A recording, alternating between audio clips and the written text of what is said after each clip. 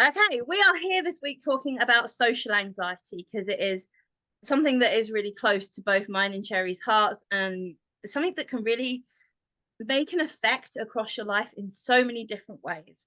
And we just thought, what a better topic can you come up with to try and help as many people as possible with our first ever podcast? Woo! Oh, so social anxiety. Kick it off, Cherry. Tell me your story. Where is this kind of where have we had this social anxiety in your life or with your children? Or I know it's something we've both experienced. So kick it off, girl. Go. Yeah. Well, it hits so many people in so many different ways. I'm someone who I class myself as I'm quite an extroverted personality. It comes from having ADHD, I think, which is only quite a recent discovery and explains a lot about my life. But I'm quite an extroverted person, but it doesn't stop that anxiety from being there. I remember the amount of times I have prepared days in advance because I have to do something or go somewhere. And people think social anxiety is not leaving your house and never leaving your house, but that crosses into agoraphobia and things like that, which is so much bigger. Well, social anxiety, you could be out at the shops with crippling social anxiety. You know, Yeah. it's being around other people and not being able to control your surroundings. And it's, for adults, for children, for anyone, anyone could be suffering from social anxiety. It's just depends how it affects you. I know from my own perspective, my daughter, she's amazing, and she is very, once you know her and she knows you, she is life of the party, happy, anything. But until she knows you, she's 12 and towers over me now, but she's the one who, she won't make eye contact. She will be standing behind me. She if people address her, and it comes across as a little bit rude, but it's not. If people who doesn't she doesn't know addresses her, she'll look at me before she answers. And I'm like, you can speak for yourself, it's fine, but it's this fear of, I don't know this person, I don't feel safe. And it's strange because I've never taught her that. Like, I'm a very out and about, I'm a very extroverted person. And it's strange because I grin all the time, probably too much. I have this maniacal grin that I do to people, but I think that's a way of combating my anxiety, because my whole life I've always been someone who is very worried about what other people think, which again, that's another topic, we won't go into that today. But I always think you have to get to people before they get to you. So I will always plaster a grin on my face. I'll smile at everyone, which is fantastic because it's like, I don't want anyone to dislike me. So I'm going to smile and people know that I'm approachable. And I think in a way it's almost like a bit of a force field. Like, Yeah. I'm creating a safety bubble around myself because no one can think that I'm grumpy. No one can think that I'm angry. People are going to think I'm fine. They won't pick on me. And and that, in a nutshell, is what's going on all the time in the heads of people with social anxiety. Like, if you are someone who, I really want to go to this party today because I'm really looking forward to seeing my friend whose birthday it is, but then you think there's going to be loads of people there. Do I know all the people? Okay, if I don't know all the people, are they going to like me? Are they not going to like me? Am I going to fit in? What if I can't find my friend and I'm standing on my own, or I can't find anyone? Yeah. What if I can't find the right outfit? What if I'm not comfortable? What if I'm wearing the same thing as someone else? Or what if someone thinks I look stupid? How am I going to get there? What if I'm late? What if I'm early? And then you're backtracking. So this could be 3 weeks before the party, and you're Yeah. already thinking about everything. Have I got childcare, or how can I get there, or is there going to be food? Well, I need to eat before the party. Like, or am I going to be hungry? Am I going to have a drink? Like, oh, do I need to drive home? And for people with no social anxiety, that will sound absolutely loopy. It's a party, get dressed and go. But Mm. you can't switch it off, because social anxiety is so much more than just, oh, I don't want to go out, there's people. Yeah. It's everything. It's worrying about judgment, it's worrying about you, it's worrying about danger. You could think, what's going to happen. And for people who are overthinkers and who suffer from anxiety, you are thinking of every single thing. What if my wheel falls off while I'm driving in my car? What if I something know. jumps out in front of me? What if a meteor hits? Like, it sounds awful, and but that's, the brain never shuts off, so it can really affect everyone, and that's just in sort of older people. Try explaining that to a child who has that whirring in their head all the time, and all they can feel is the clutter in their brain, the horrible clamp in their stomach. So what are you going to get before school when you get that? I feel sick, I feel Yeah. poorly. And you then get parents who might not understand the anxiety, go, oh, don't be silly, off you go. So now you have a parent. You're describing my childhood, to be honest with you right now. And you have a child who then goes into school thinking, well, my parents don't, why don't they care? Why can't they feel this? Why don't they understand?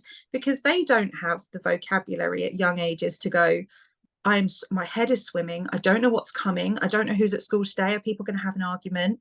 And you sit there, there are certain people who, parents, teachers, will be like, don't be so silly, get on in. Soon as you say that, the child is like, right, well, now they think I'm silly, all of these feelings aren't valid, I don't know why I'm feeling like this, and now I feel stupid. And completely invalidating that it's really possible to have really physical reactions to social anxiety. I know that I had that as a child, and quite often I could be heard saying, my mum will go, oh, it's all in your head. I'm like, no, it's in my stomach.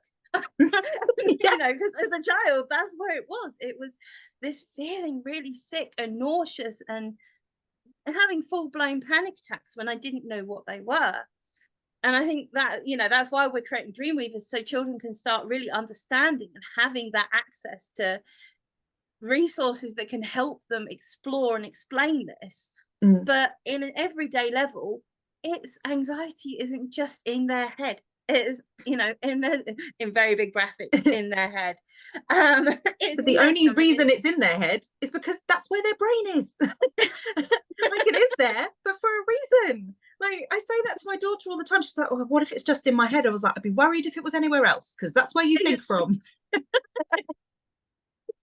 And what if it's in your head? It doesn't make it less real. It doesn't, we really do invalidate what our children are telling us quite frequently. What they're trying to express to us is, when you do child behavior and all this, a lot of it is asking questions of you that we're just not translating as adults. We've forgotten how children tell us things because we're not there anymore. We're not. And so it's really funny. So as a child, I was very sort of, which has now worked out that a lot of it probably stemmed from undiagnosed ADHD. But I had a lot of anxiety, a lot of depression. And it was, I adore my parents to bits, but they didn't understand it. I used to just hide away. And I think that's what they thought was best for me. And I'm not saying anything against them, but that's what, hiding away was what how I coped. And it's funny that I've just lost my train of thought. Hang on, let it just come back to, hang on, it's just doing a round on the tracks. It's coming back to the station. One sec. It's coming back. No, but so I had all this stuff as a child. So when I became a mum, I was like, you know what, I'm going to smash this. Like, when my child gets to the point where she's got worry, she's got anxiety, I'm going to know exactly what to do. I'm going to be all of this. Did I know? No. Because every single human will experience anxiety differently, and they'll have a different response. And it's, I did not know what to do. Like, we got to a point where she is such a happy child. We went through a few big changes early on in her life. Like, myself and her dad separated when she was young, just before she started school. So we obviously had a house move, we had all of that, but we were with my parents for a while, which was a really lovely environment, but it was a big change. And Lily's dad is disabled, so she's always known about sort of being at home and helping.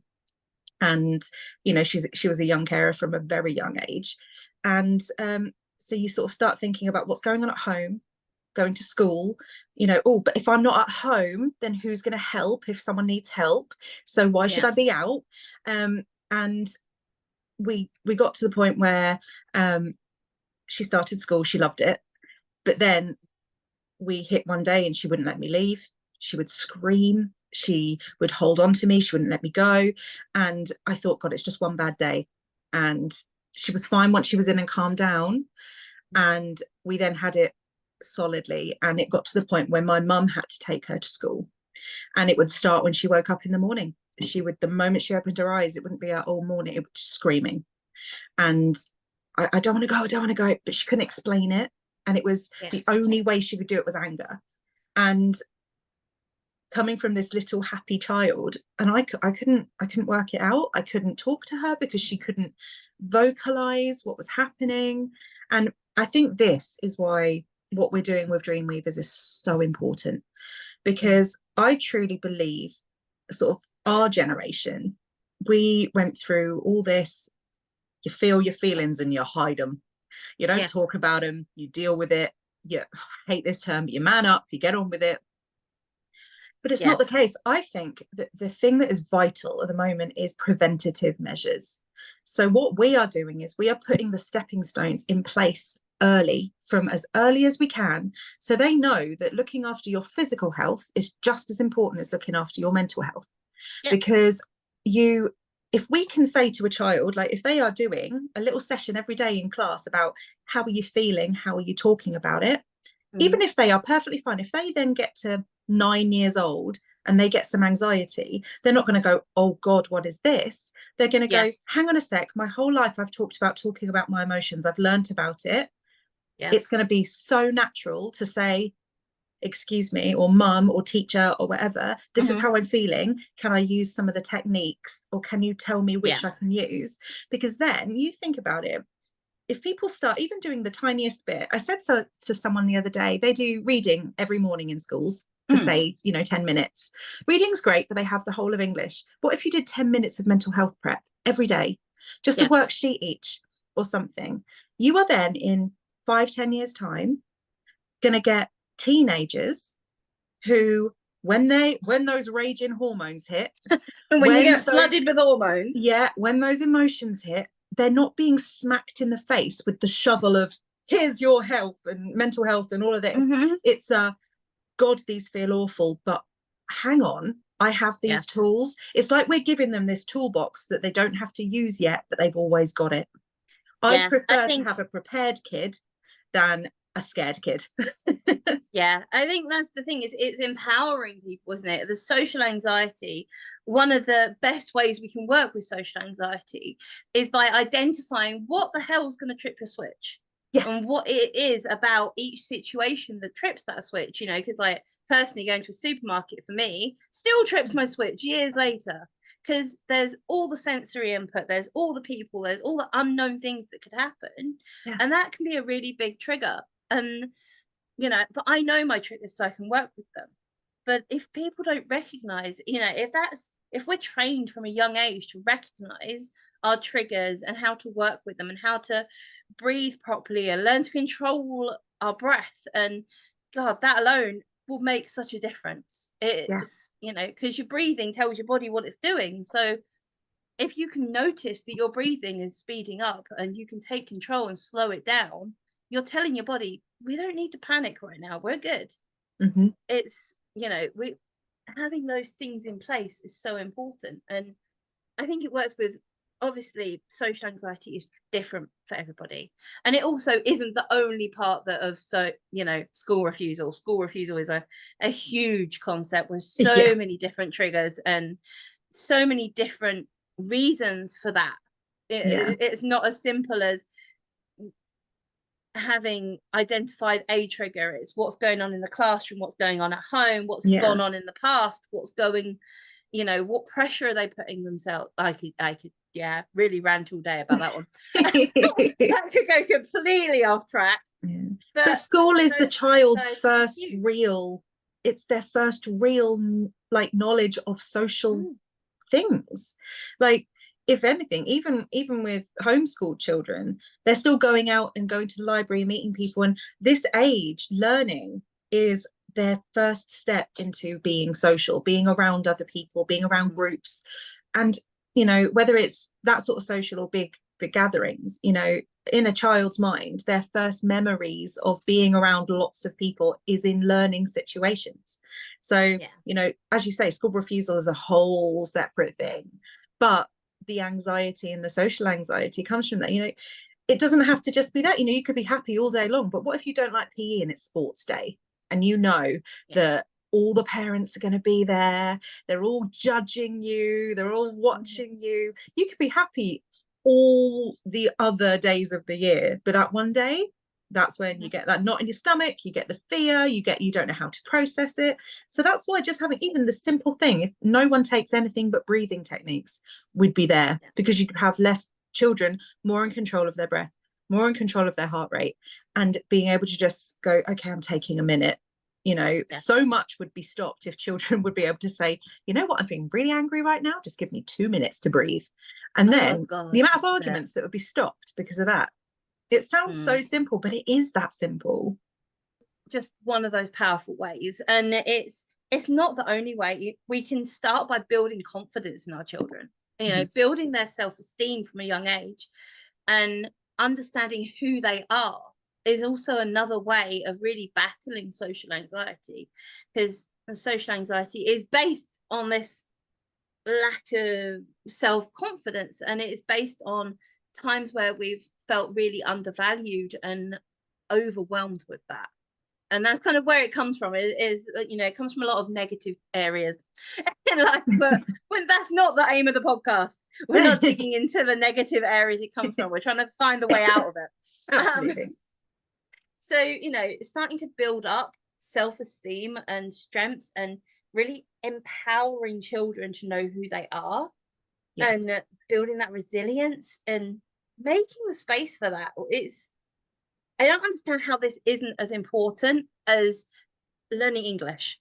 Do you know what I mean? It is part of building your children up for their future, and building the resilience and the strengths and the empowerment for them. It's okay, I'm going to rant. Yeah, there's definitely a full-blown rant coming on. But it's rantable, and that's the thing. I think people take these days, they are so worried that people are going to call them a Karen, or they're going to say, oh, this person's so on their high horse, they're so opinionated. But some things need to have opinions about them, because if not, they don't make any change.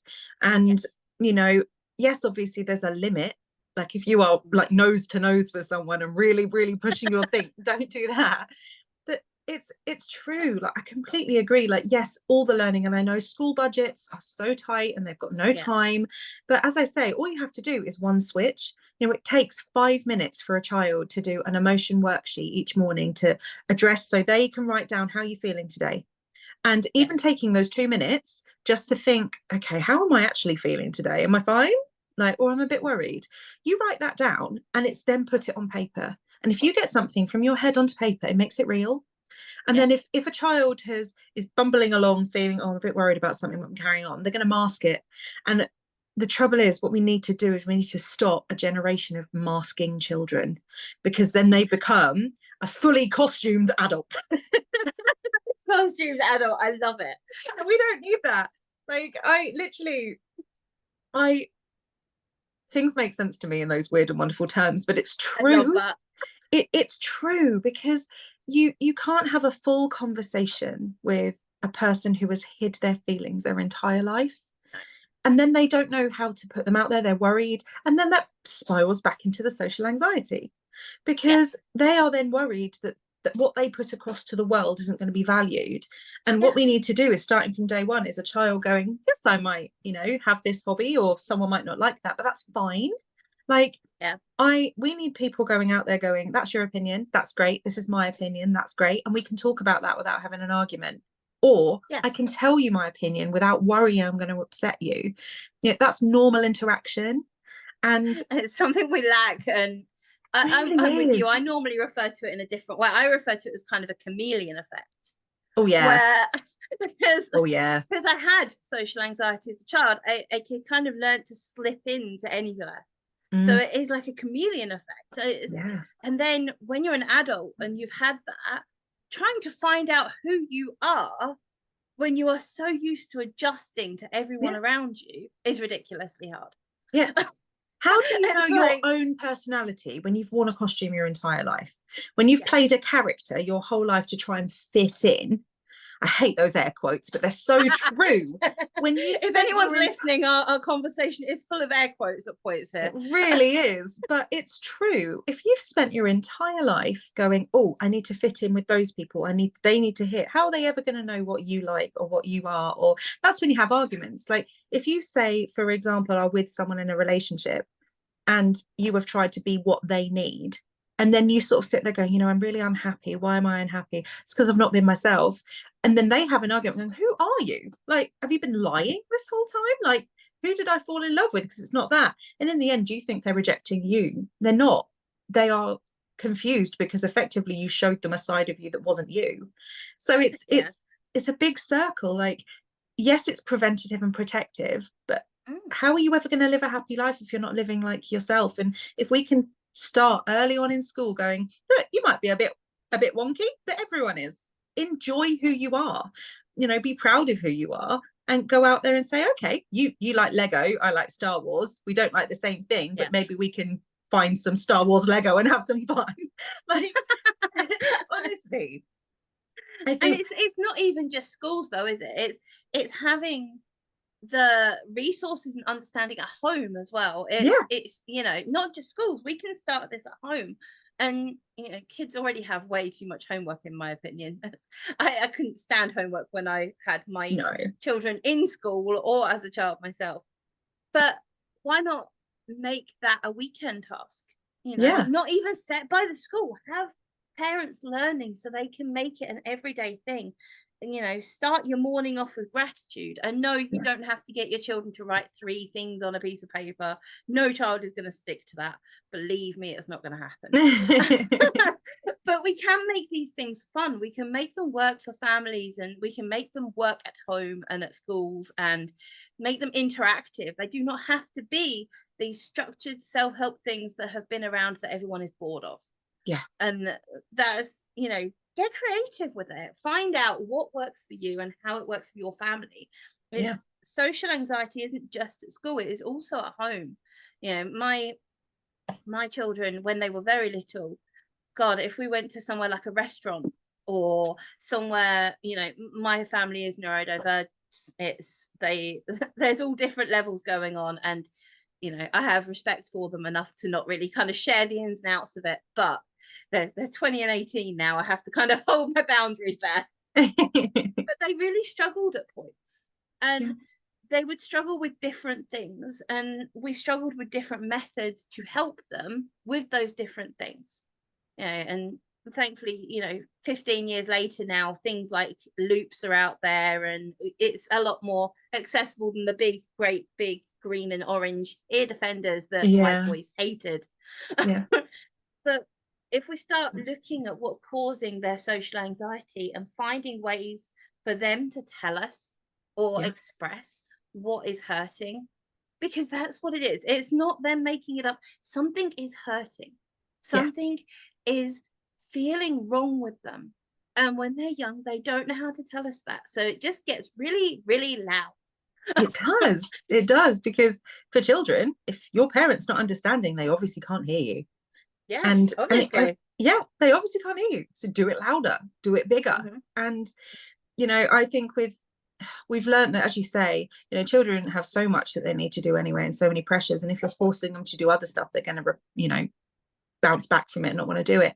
So with my daughter, so what we did is I just started doing I started making her these funky, I'm quite creative, so I started just doing these funny little, it started all out on a whiteboard. So I made her these little I designed her a new little thing every day on this whiteboard, where she'd come and she'd write how she's feeling on, I'd draw a person, I'd say, well, where are you feeling your feelings today? Is it your tummy, your head, your finger? Like, where are you feeling your feelings? And then I then made like a cauldron, and we did a potion. And so it's just every day when she woke up, instead of the screaming, it would be a quick, come here, grab your favorite color pen. Distraction is key. And I know it sounds awful, but it's not. You need to distract them. Like, you need to distract them from that. If you've got this raging bubble in front of you, go that way, don't walk through the bubble, go that way. So we'd pull her there, we'd then talk about it, we'd say, okay, well, if you're feeling a bit wobbly today, why do we think we're feeling wobbly today? What other feelings have you got? And we'd colour it in. We had this big colour chart of, you know, red means angry, green means peaceful, like all this stuff. So she'd colour it in. And by the time we'd done that, it would only take 10 minutes max. We'd then spoken about it, talked about it, and it was less sort of, it's not that big alarm bell going off. It's more like, okay, I've got all these layers. And then that's how it progressed into me making worksheets on the computer, and I print them out for her. And it started out with a couple, and now there's 400. I don't know how many there are. But so she had a selection. She could choose each morning what one she wanted to do. And it was always focused on emotions, because she was young. So I wanted to make it easy. And then we did a bedtime one as well, which we called it her brain dump. So we had a little, just a little sheet, a little piece of paper, and every day she'd either write a couple of words or she'd draw a picture, and it was all the stuff that was flying around her head. So, you know, when you lay down in bed at night and you can't close your eyes because there's stuff whirring around your head, it's like writing a diary, but a lot shorter. So she'd just plop her thoughts onto her page. She could fold it up, she could put it away, or she'd give it to me. Like, if they want to hide it and keep it to themselves, that's fine. But a lot of the time she'd write it and say, can you not read it until I'm asleep? And then I know what's going on in her head, and she can get it out of her head. And I think it's really important it's like emptying the bin at the end of the day. Like, you need to remove all that stuff that's pent up in your head, especially with children who might be slightly neurodiverse. They are going to overthink, and it's going to bubble up until that lid pops off. So what you're doing is you're emptying that pot before it bubbles over. And it doesn't take long, and it's not a chore either, because it's just before bed or it's just in the morning. And you then have, with my daughter, I then started keeping the sheets and just sticking the date on the top, and I was then able to go through and see if there were patterns, if days of the week were worse. And I found out that there was one day of the week where she had a lesson that she was always really nervous about, and that day of the week in the morning was always worse. So I knew the night before to focus a bit more on the next day and to do that. And you just have to find the pattern. There is a pattern in everything. It really is. And it doesn't take much to slightly tweak your routine, and you are setting your children up for the next day. And it makes so much difference. And it sounds like a lot of hard work, but honestly, it's not. And I think you're also training your children to do it, because like I said, mine are now older, and you know, the writing especially was really important to them, because we had a lot of non-verbal communication from both of mine. They didn't want to talk about it. They didn't want to talk with me. They didn't want to talk with school. They didn't want to discuss it. It wasn't comfortable for them to do that, you know, and that's their individual way of dealing with it. So we worked with text messages, we worked with pictures, we worked with colors, we worked with, I think at some point I had cut out slips with gratitude on them, and they hid them in Play-Doh around the house. There were some weird things going on in my house. If it works, it works. You fit it to them. But that's the thing, isn't it? It's that individuality. And my boys would never have done the body mapping with me. No. They just wouldn't. It wouldn't have worked for them. They would have sent me a text message saying, I've got a stomach ache. It's like, okay, where's your stomach ache? What's bringing that up for you? And what color is it? We can dig into it that way by text. They wouldn't have ever spoke to me about it. But they also, you know, in a way, they didn't want to share their negative. And that's really kind of, again, a bit of a different generation. Mine are a bit older than yours. And I think slowly children are starting, you know, young people are starting to express themselves more now, which is absolutely brilliant. But it was still in that stage of not expressing themselves in that way when mine were young. So I think males especially really get it in the neck. They really do. They, you know, society doesn't teach them that it's okay, and it really is. There's no reason for anyone to not express themselves. It's ridiculously society there. I'm really not going to go on that rant. Again, I could just go completely off on that one. But you know, they used building resilience and building confidence and building gratitude into life Yeah. more than they used working through their worries. Yeah.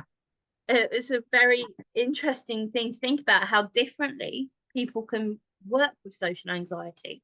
Absolutely. Yeah, and Absolutely. I hope anyone who's listening to this, if you have social anxiety, we want to hear about your experience as well. Please share it in the comments, give us a message, tell us about it. We would love to hear how this has kind of affected your life and how you've worked with it as well. What works for you? Does it work better for you to work through it? Does it work better for you to build yourself up?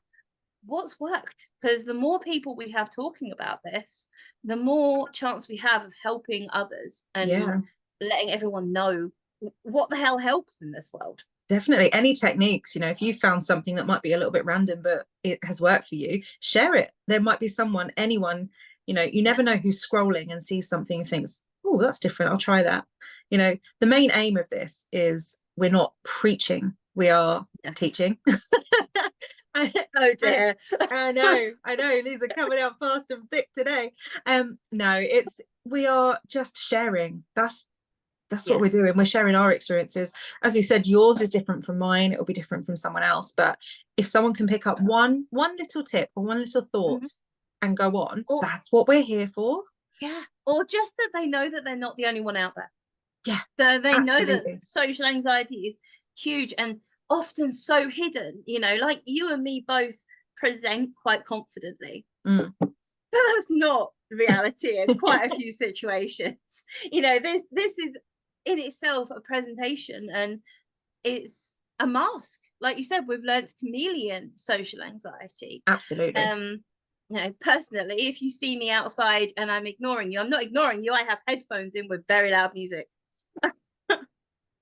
Yeah, you have to like That's my wave kind like of airplane signals in front of Tracy to get her attention. I have loops in, or I have very loud music going. Coming to land, I need to talk to you. But that's my method of coping with social anxiety that I've developed over years. Of there were times when I couldn't go into a supermarket, and I think with what happened in 2020, if anything, it got worse. It got, you know, so much. God, because we were inside for so long that no one knew how to interact when they went back out. It was, God, there was this space of still not even wanting to go near people, but at the same time, some people I spoke to who have social anxiety were like, I actually prefer it. We're not going near people. I like this. Why do we have to go near people again? The only trouble, these socially anxious people, lockdown happened and they were like, hallelujah. That's the thing. You know, it was, you know, when lockdown happened, I know so many people who were like, you know what, this is amazing. And as much as yes, it was safe, but it worked the wrong way, because there's all these people who hate going out going, now I'm not allowed to. And this is wonderful. And you sit there going, okay, but you do realize that, you know, yes, it's wonderful. So you can stay at home if you like, but once lockdown ends, you have the choice to go out, and there are reasons to go out. And you know, you have full choice in anything, but in the end, you have to think what's actually really healthy for you. And if you work from home and you're happy at home, and you know you can get your Tesco delivered and all of that, that's great. But what happens when you have to go out? What if an emergency happens? What if you get invited to a wedding? You're going to put yourself into a box that you can't get out of. And it's gentle exposure, whether you're an adult or a child. It's gentle exposure, and that's what's really important. Because, you know, we're not telling you to, right, okay, you're really nervous, so just go to a Taylor Swift concert, off you go. Like, no, we're not telling you to do that. Other concerts and other supermarkets are available from the ones we are mentioning on this podcast. Oh my god, yeah, we are not sponsored by Taylor Swift. I mean, if we come back wearing loads of bracelets and a sparkly outfit, maybe we are. But it is gentle exposure. Like, you know, with a child, if they're scared of swimming, you're not going to chuck them in the swimming pool with their clothes on. You're going to No. find out, you're going to go out, find why they're worried. You'll maybe go to like a splash pool where it's only their toes. You'll walk around it, you'll talk to them about safety, you'll show them swimming, you'll maybe go in with them, you'll go to a quiet one. You do, you know, you don't stick them into the Olympics, you start Yeah. tiny. And that's with anything, any sort of exposure. And you know, if you're socially anxious about going to a supermarket, then you start at the tiny little corner shop, or you know, you go to an open air market, go to one of the, you know, farmers markets where you can escape quickly. You're out in the open air, you're not going to get stuffy. Same with everything, slow and steady. And 100%. yeah, and it's, you can, people are like, it's not that easy. I'm like, it is. Like, if your child is not wanting to go to school, okay, that's fine, just talk to them about it. But do not, and this sounds so silly, but it's really important, try and avoid excessive reassurance, because the more you excessively reassure them that it's going to be fine, if it goes wrong and it's not, then they can't trust you. Yeah, I think that sentence is like a minefield. Yeah. If you ever tell children it's going to be fine, you don't know that. Yeah. You never know that. And what does fine look like in their life? What exactly is fine to them? You know, Yeah. I know that my son's fine and my other son's fine is completely different. Yeah. I work a lot with people with social anxiety, mainly because I have such experience with it. And it's going, like you said, it is working it up in little stages. You know, going to a supermarket is massive, it is huge, there is so much behind it. Same with going to school, it is huge. It's not just getting in the door of the school, it's then getting into the door of the classroom, it's getting to the tables, it's getting step by step. Yeah. And what is it about every single area that is tripping their switch? Absolutely. You know, is Could it be the the person worry sitting about, behind them? Is it the, yeah, you know, where's is the it toilet? going Can into I get to the toilet? Where's my water bottle? Yeah. Yeah. There's so much behind it. And that's why kind of the first step in dealing with any social anxiety, from my experience, is digging deep into what is triggering it. I love that. I don't know what that means, and I'm worried I'm just something that really isn't great. I need to find out Okay. what tripping means. No, don't. Right. I'm really hoping that isn't anything rude. And now I've completely lost the ability to talk. Oh dear. Bodes well for a podcast, right? No. I prefer the ones that flow it's naturally gone. anyway. It's gone. What was I saying? Oh dear. We're talking about what's tripping people up and what's triggering them. Oh dear. Yeah. So these triggers, and you know, finding them is not as easy as 1, 2, 3. It is digging deep into each one. And then it's also not just finding the triggers, but finding what a good experience looks like to that person. Yeah. You know, because my good experience of going to a supermarket is putting my headphones in and ignoring the world. But other people might hate that. It might not be what their good experience looks like. So it's also finding what your children want the experience to look like. What about the experience is important to them? You know, what about going into the classroom will make that experience better? Yeah. We can look at the triggers all day, but we can't make the experience perfect, but we can try and make it as close to what their expectations are as possible. Absolutely. And I think that's something people miss quite often. Yeah. You know, we look at the triggers, we can take what we can learn from those triggers and what patterns are from those triggers, and then we can make that our focus, but then we don't look at what we actually want it to look like. Yeah. We don't look at creating the dreams and creating the experience for the children that will work better, or for us as adults that will work better for us. Yeah. Hopefully that made some kind of sense after no, it does. completely losing my language.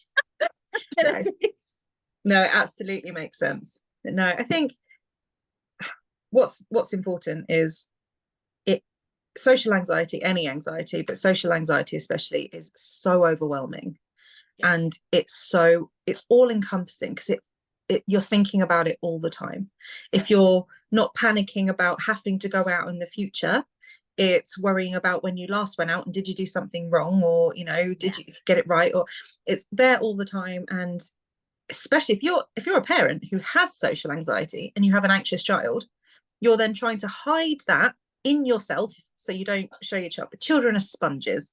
They will feel it and see it, and then they'll be getting that from you. And that's obviously, that's not parent shaming, because I've done it myself, where you're so worried and you're hiding it, but it does rub off. Children pay attention to everything, and they'll feel your energy. And if you're anxious and you've got a ritual before you go out and all of that, they'll be like, oh, is that what I do? Like, I'll do that too. And it's finding things that just don't just work for children, that work for you as well. If you have to write 5 sentences on a piece of paper before you go to bed to empty your brain, do it. If you have to wake up in the morning and say 3 things I'm really looking forward to today, or 3 things I'm grateful for today, do it.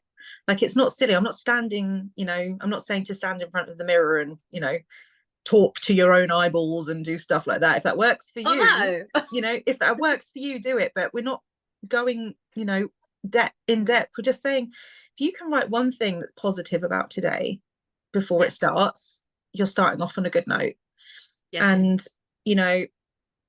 social anxiety affects a lot more people than you think. There's just a lot of maskers out there, and there are groups. There's lots of groups online. You can find so many now with lots of people.